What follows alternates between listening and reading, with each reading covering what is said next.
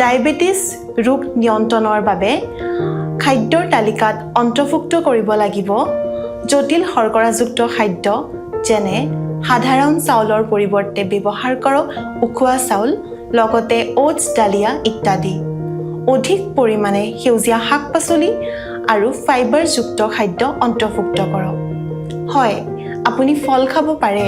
কিন্তু কম গ্লাইচেমিক যুক্ত ফল মানে যিবোৰ ফল খালে আপোনাৰ শৰীৰত চুগাৰ কমকৈ বাঢ়ে যেনে আপেল মধুৰিআম ইত্যাদি অতি মিঠা ফল যেনে আম কল কঁঠাল পৰিহাৰ কৰক পৰ্যাপ্ত পৰিমাণে পানী খাওক আৰু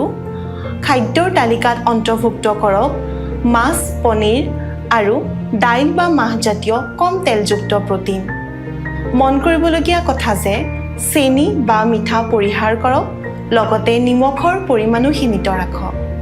প্ৰতিদিনে খাদ্য খাওঁতে কমকৈ খাব আৰু সঘনাই খোৱাৰ অভ্যাস কৰক